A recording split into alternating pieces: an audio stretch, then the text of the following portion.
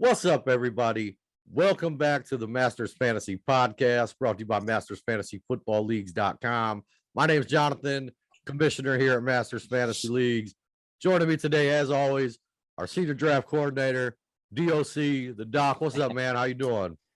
I'm good. I'm ready to talk football, baby. It's almost draft day. Yeah, same with me, man. Dynasty goosebumps everywhere, man. The draft's a couple days away. Can't wait, man. And one thing I've been thinking about, just wanted to pass along. I think it's and almost running out of time, in my opinion, to get some really good deals on some of these first round picks. Guys been unloading them. I think here after Thursday, guys are going to start falling into line, where they're going. Because all of a sudden, Kansas City have a new young weapon.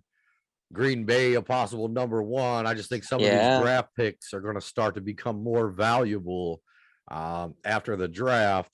Right before we jump into it, though, I wanted to pass along mastersfantasyfootballleagues.com. 15th year in business. I've been here for 12 years. Dynasty Orphans, that's what time of the year it is. Great way to jump in, half price. Previous owners paid your deposit. Take a look at the description. Take you to the orphanage. Tons of teams over there looking for a home, looking for someone to love and nurture them. Yes. Yeah. But today's episode is actually, I think, a pleasure for you guys and a pleasure for myself as well. And I'll tell you why. It's a little bit of a draft spotlight. Can't wait to talk to the Doc about some of these questions. And I'll be honest, man, on a personal level, I really respect Doc's opinion on this. If you don't believe me, go back and look at our rookie spotlights from last year. I mean, my man, not only is he a doctor, but I mean, he watches every single college football game, every player. He knows it all. Yeah. And my man's usually on the money. So not only am I doing my homework today, you guys should be doing your homework as well. Because I promise you, Doc's finna drop some knowledge on you, man. I love it. Put the pressure on you, Doc. All right. I'm all right with it. You know what? I know you are, man. All right. First question I have written down here, a heavy wide receiver class incoming this year. Everybody, talking about all these wide receivers. And I just want to point out, man, one of the reasons I wanted to do this today prior to the draft, because things change so quickly on draft night. And I'm going to go back, to the Clyde Edwards-Helaire year. Clyde was a guy that, we spoke about, never as the number one overall pick. Sometimes destination can make things a little cloudy. Right.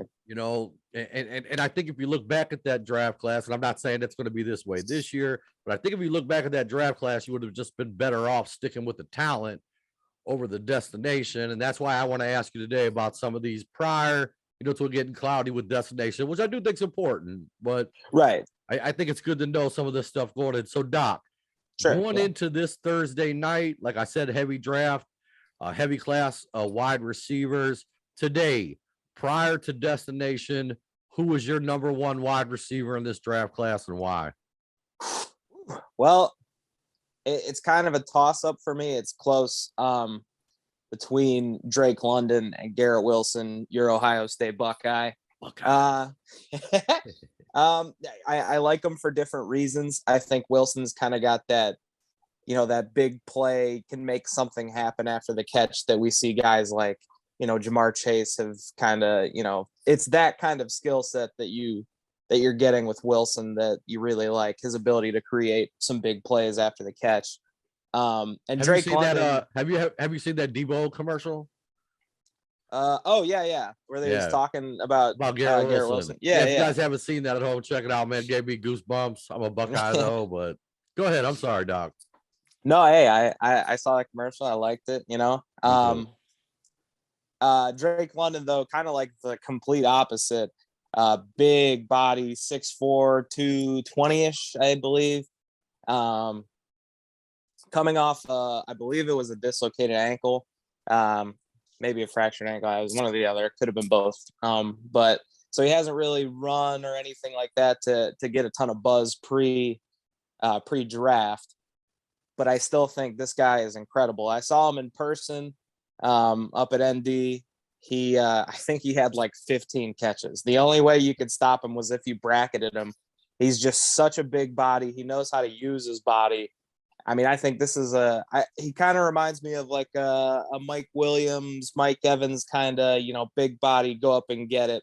But he's also, a crafty route runner, good hands, all the good stuff you want. So I think he's probably gets just a touch above Garrett Wilson for me, just because I like that touchdown upside that he has. But yeah, those are probably the top two to me, but there's a ton of great ones I like behind them. Yeah. So you give London the edge, and I could Just a bit, yeah. definitely see why. And a player comp for London, is it Mike Evans?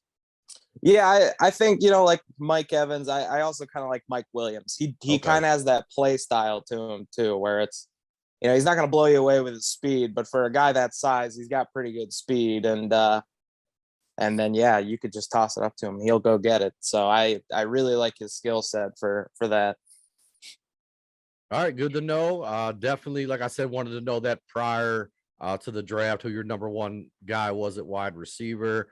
Obviously, destinations may, Wilson could jump over him with a better landing spot. But I do think, and a guy like Jameson Williams, if he goes to the Chiefs at the end of the first round, something like that, then, I mean, we know, speculation. Yeah. But again, like injury is probably the only thing that knocked Jameson Williams down that far in the first place. So, I mean, you could make a case for like 4 or 5 guys to be the best in this draft, and you wouldn't necessarily be wrong at all. So, right. All right, good stuff. Next question I got here for you, Doc. Before I did, wanted to shout out that beautiful T-shirt you have on. Okay, Cavs 2016, the greatest NBA Finals ever. Actually wrapped up watching the Denver Warriors game. Yeah, good game, man. It was good to see Denver get one for them. The fans in Denver. Don't think there'll be another 3-1 comeback.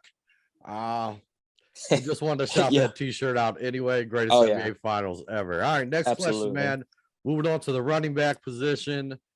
Seems to be, for me and from everything I've heard, 2 guys at the top of the mountain at the running back class. And most people think they're in order, 1 and 2. I've seen highlights of them both, watched a little bit of both of them in college. Definitely want to talk to you, especially like I said, going back to that Clyde Edwards-Helaire, tons of situations like that. My question to you, and I'm assuming that you, like everybody else, and if I'm wrong, you can let me know in a second, have Breece Hall at 1, and Kenneth Walker the third at 2. My question to you prior to destination that I want to know, how big is the gap between those two to you? I don't think it's that big. I feel like they're a little bit different. I feel like Breece Hall's a little more polished as like an all-around player, but I feel like Walker can get to a point where he adds like a lot more pass catching to his game.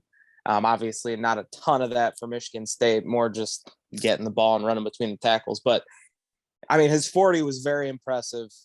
I just love the way he runs too. So I mean, I don't think you could really go wrong with either of these guys. And I don't necessarily think there's a huge gap, but again, I just feel like Breece Hall seems a little more polished to me at this point. So I have him as the number 1 as most people do, but I don't think it's by a ton. Gotcha. So potentially if Walker landed in a better spot, definitely a scenario where you could see yourself taking Walker over Hall. Yeah, honestly, like I don't want to compare him to Jonathan Taylor, but I mean, there's some similarities there, not quite the production, but there's some questions about him being a receiver just because, that's not really a big part of Michigan State's offense.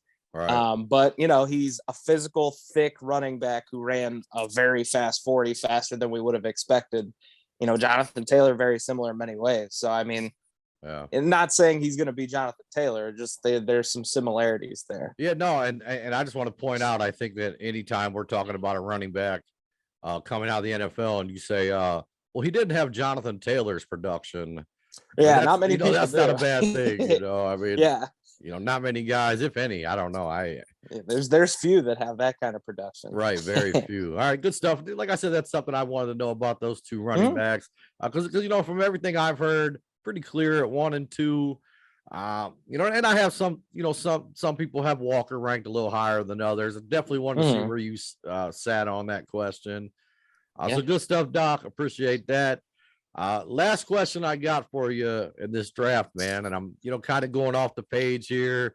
Every day you can read an article about, these top guys, first rounders, all the divas and, all the headline grabbers. I'm looking for some sleepers, man. Some guy that's not on everybody's radar, a prospect that you really love coming into the NFL draft. Floor's all yours, man. Can't wait. Gosh, there's a few, and they're mostly in the receiver department too. I will say there's a few guys at running back too. There's a lot of guys that I kind of like more towards the back half of the draft. But I think the one that probably sticks out to me the most is John Mechie from Alabama. And again, this is another guy that, he was kind of fringe first, second round before he tore his ACL in the SEC championship game.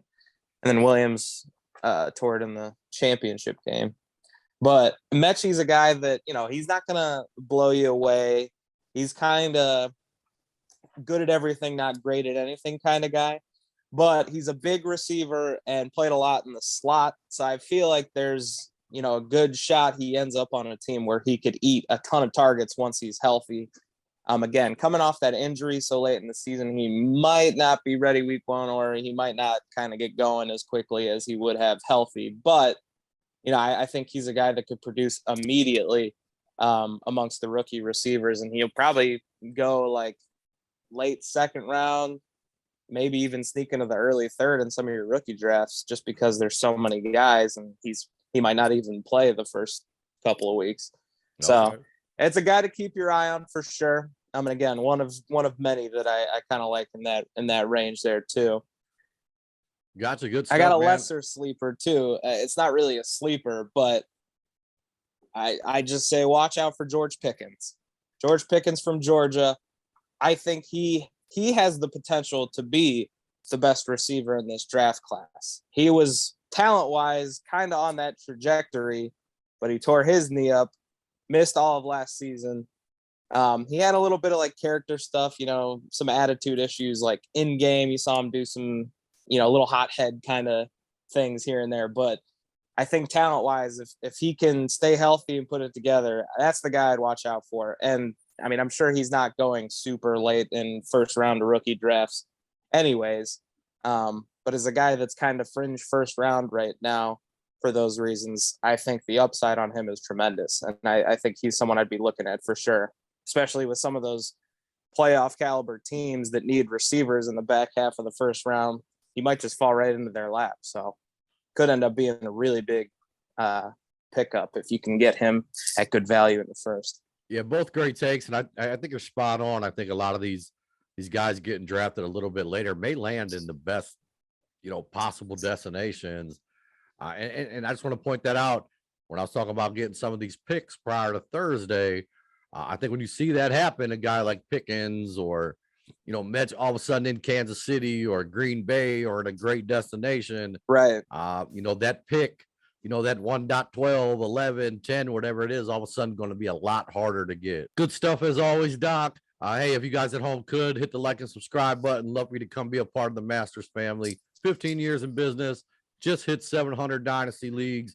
Redraft leagues start June 1st, every night all the way to the kickoff of season. That's all I got. Any last words, Doc? Thanks for watching, everybody. Good stuff, Doc.